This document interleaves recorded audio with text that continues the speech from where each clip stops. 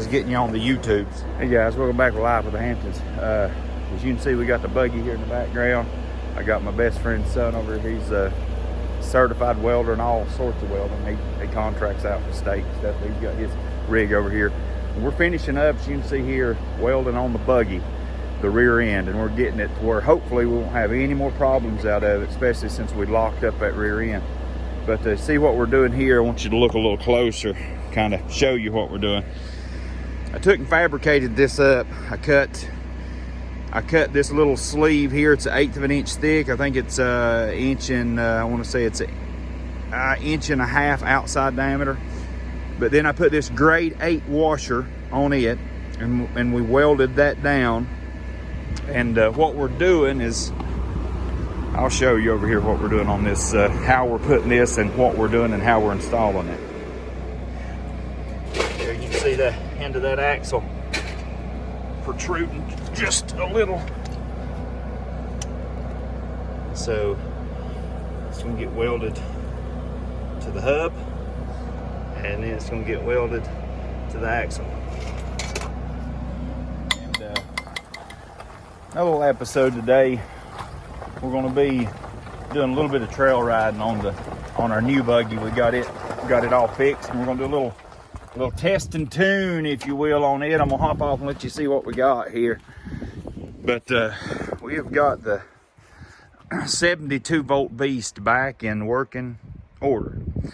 So as you can see, we have some new whips, or as this, you know, old people like to say, got me some new tars. These are 14-inch rims, 14, I think they're 7 wide. They're SS's, obviously. But I went with these upside down right here. You see, they are 26 by 9 by 14s all the way around. 26 by 9 by 14s. And factories, these are offset. Factory wheels and tires on this, I think the fronts are 25 by 8, maybe even 7s, but I think it's 25 by 8s in the front, and then 25 by 10 5s or 11s in the back, and they're on 12-inch wheels. But these are some diggers, and these are just the knockoffs, if you will, of the Bighorns. I actually like them a lot better than the Bighorns. They have more tread than the Bighorns, seem to last longer. But you can get them. There's some people they call Wandas. You can buy that brand. Other brands, they're Sun F's, 033s. But anyway, they do look good on here. And but just lots of upgrades. We're looking to get into this, and we'll start riding, and we'll vlog a little bit more on it. But as you can see, we removed, if you'll remember in one of the latter videos, we removed one of the leaf springs here in the rear. It did have 3. We removed it now to just 2. We removed the secondary big heavy duty one. So now, hopefully, potentially, that's going to give it a lot more comfort in riding. So that's what we're shooting for. So we got our lithium battery set up in. Maybe, hopefully, you watched that video about the install on it. You can see it's all nice and neat here, tucked away, Bluetooth system, onboard charger, all that good stuff. So we're just going to go right down here. Look at a few things. We're going to set up, and you'll notice I probably hadn't put 100 yards on this thing yet since we got the rear axles completely done. My rear end entirely done. If you'll notice here, I've made one trip down here to feed. If you'll notice here, the inside tire is spinning much more than the outside tire. That is because we now have a locked diff. Due to a 220 stick welder, we have welded the rear diff of this thing up, and I suspect this thing is going to be a going machine now. So that's what we want, that's what we're after. So just stick with us here. I'm going to cut in, and I'm going to show you the finishing part, what we just finished up about an hour ago. Our finishing design up on the rear end, just to help give me peace of mind, and to help the fact that these splines won't strip out again on my axles. So we're just gonna hop right into it and get on with this.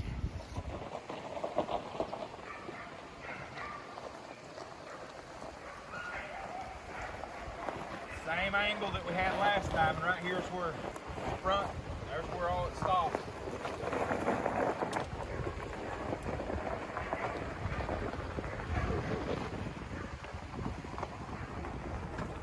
Guys, you can see that that video there, that clip that we just shared of the buggy climbing right there.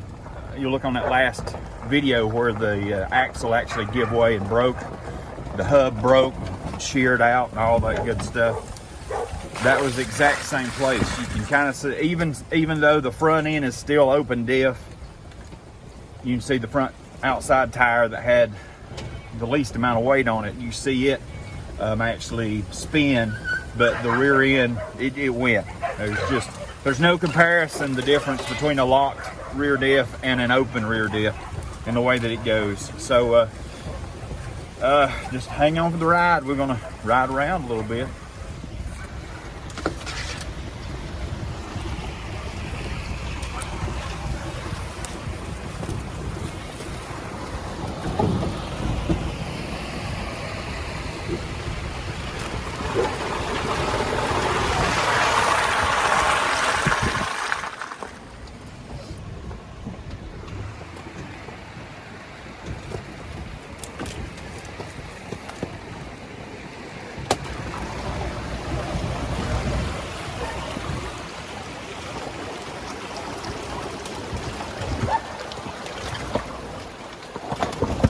Barely a little bit of throttle. You can see that front tire spin when it got off the ground, but that locked up rear just pushed it right through.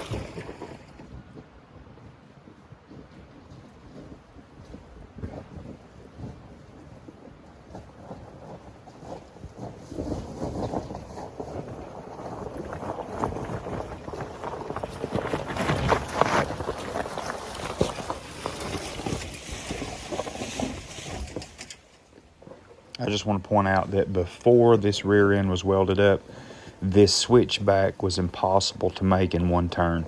I would get in the worst spot of this switchback and one tire in the front would spin and the opposite rear tire would spin, and it would leave me stuck. I would have to back up and hit it at a hard run and go just to be able to make it.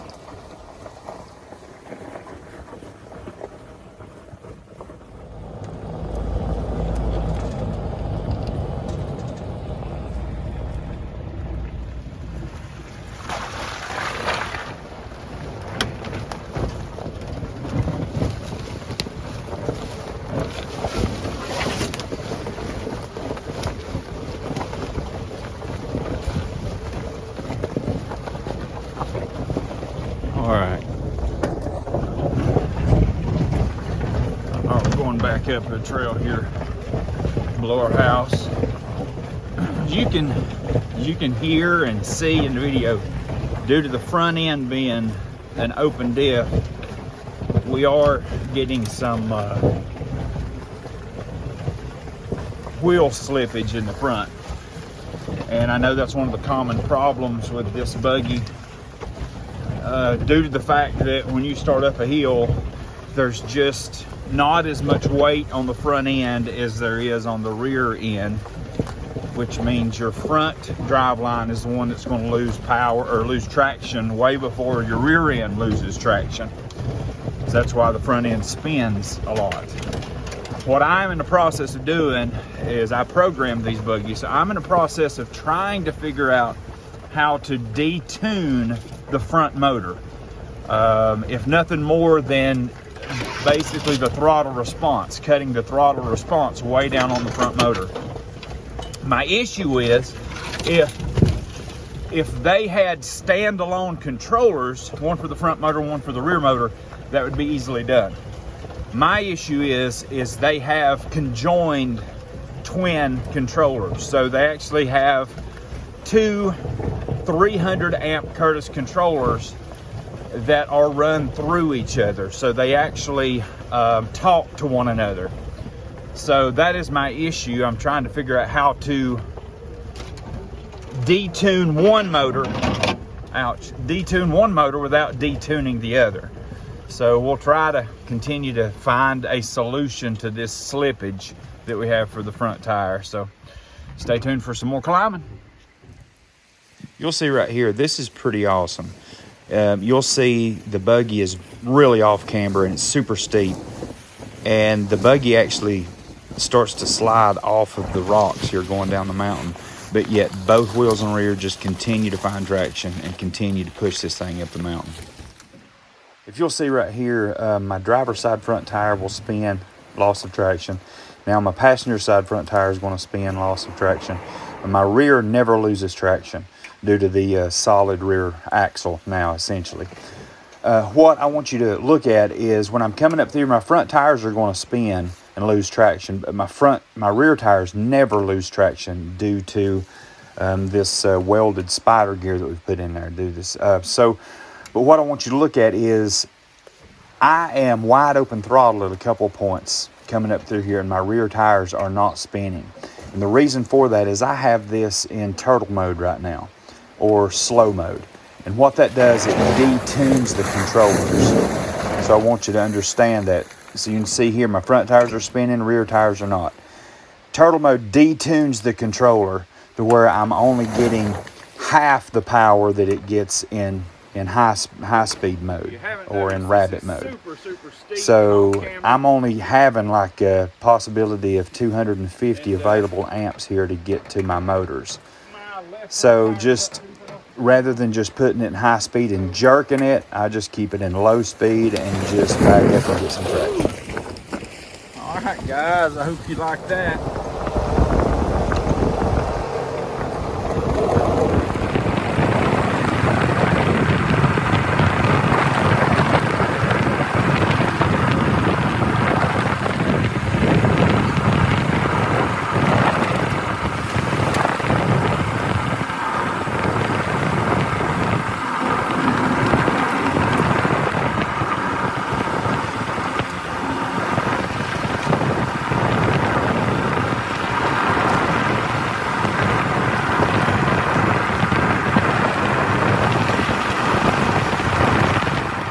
Guys, we made it back to the house. I just wanted to give you a good little video of it out doing some trail stuff, and it's just so cold today. It's about 20 degrees right now, and I'm froze. So I will have you a in-depth review. We'll do range tests. We'll do all sorts of different tests on this and the driving conditions. I'll let you know what the range is on the new lithium battery that we got in. I'll let you know how it performs. I've not charged it the first time, and it's too cold to charge it now. So looks like it's gonna be like 4 days before I'm able to charge the battery till it gets above freezing.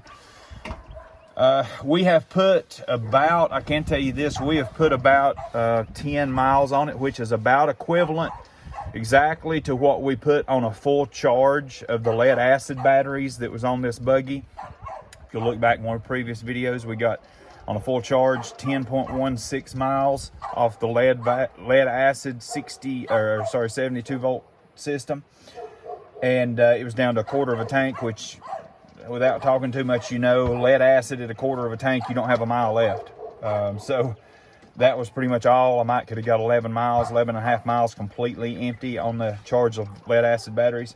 We've already went a little over 10 miles on this lithium battery, and this is what it's saying we have. We have 65% left. So we're already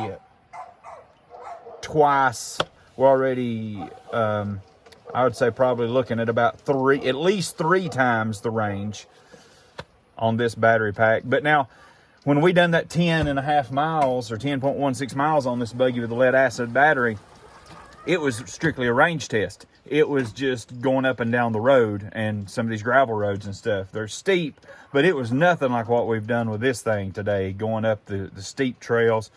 That's insane with what we've been doing today. So I'm looking at probably with the 310-pound weight reduction is what this give me over the lead acid pack. With that plus just the lithium itself, I'm looking probably to get 4 times the range with this thing. So looking good so far, but we will do give a really good in-depth video of the charging, how I like the charging, how long it takes to charge, and how long we get as far as range goes on a full charge. And this one wasn't completely topped off anyway when we started. But with what we've done today, I mean, you can see we've used 35, realistically 32 to 33% of the battery life. So it's at least 3 times the range is what the old one was. But anyway, looks good so far. I'll keep you up to date. God bless. Like, share, and subscribe.